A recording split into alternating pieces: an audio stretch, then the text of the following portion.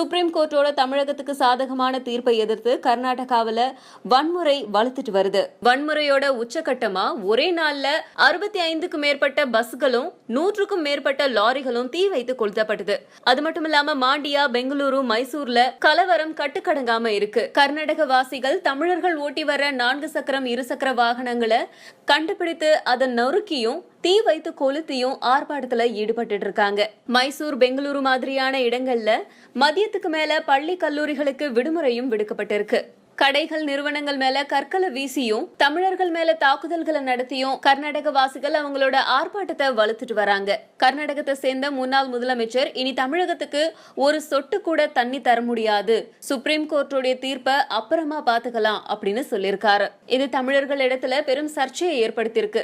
தமிழ்நாட்டுல சில இடங்கள்ல கர்நாடக வாசிகளை தமிழர்கள் தாக்கினதா சொல்லப்பட்ட செய்தி வெளியானதும் கர்நாடகத்துல தமிழர்களுக்கு எதிரான போராட்டம் வலுத்துட்டு வருது. அது மட்டும் இல்லாம கர்நாடகத்துல ஒரு திரையரங்கத்துல நடிகர் விக்ரம் நடிச்ச இருமுகன் திரைப்படத்தோட தெலுங்கு பதிப்பு ஓடிட்டு இருந்தது. ஆனா அந்த தியேட்டரையும் கர்நாடக வாசிகள் அடித்து நொறுக்கினாங்க. அதற்கு காரணம் ஒரு தமிழ் நடிகர் நடிச்ச திரைப்படம் இங்க ஓடக்கூடாது அப்படிங்கிறது தான். எந்த தமிழ் நடிகர்களுடைய திரைப்படமும் இங்க ஓடக்கூடாது அப்படின்னு ஆர்ப்பாட்டக்காரர்கள் கூச்சலிட்டுட்டே திரையரங்க தாக்கியிருக்காங்க. இந்த கலவரம் தொடர்பா தமிழகத்தை சேர்ந்த திரை நட்சத்திரங்கள், அரசியல்வாதிகள் தொடர்ந்து இப்பேற்பட்ட போராட்டங்கள், கலவரங்கள் மிகுந்த மனவேதனையையும் வருத்தத்தையும் அளிக்கிறதா தெரிவிச்சிட்டு இருக்காங்க. இந்த நிலையில கர்நாடகத்துல உள்ள தமிழ்ச்சங்கம் கர்நாடக முதலமைச்சர் சித்தராமையாவுக்கு கர்நாடகத்துல வசிக்கிற தமிழ் மக்களுக்கு பாதுகாப்பு கோரி கடிதம் எழுதியிருக்காரு.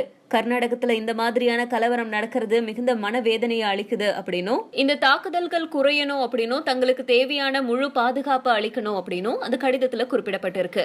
இந்த நிலையில பாதுகாப்புக்காக இருந்த போலீஸ் அதிகாரிகள் போன இடம் தெரியல, சொற்ப அளவுல உள்ள போலீசாரால கலவரக்காரர்களை அடக்க முடியல. இதனால கலவரக்காரர்கள் தைரியமா தங்களோட வெறித்தனத்தை காட்டுறாங்க.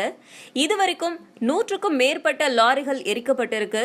நைஸ் சாலையில பனிமலையில நிறுத்தப்பட்டிருந்த 40 பேருந்துகளை ஒரே இடத்துல கலவரக்காரர்கள் தீ வைத்து எரித்திருக்காங்க. இதுல ஒரே நிறுவனத்தை சேர்ந்த 38 பேருந்துகள் அடக்கம். கர்நாடகாவில பரவி வரும் கலவரத்தை ஒட்டி தமிழக லாரிகள் கர்நாடகாவுக்கோ அல்லது வெளிமாநிலம் செல்லும் லாரிகள் கர்நாடகா வழியா செல்ல வேண்டாம் அப்படின்னு லாரி உரிமையாளர் சங்கம் அறிவுறுத்தி இருக்கு.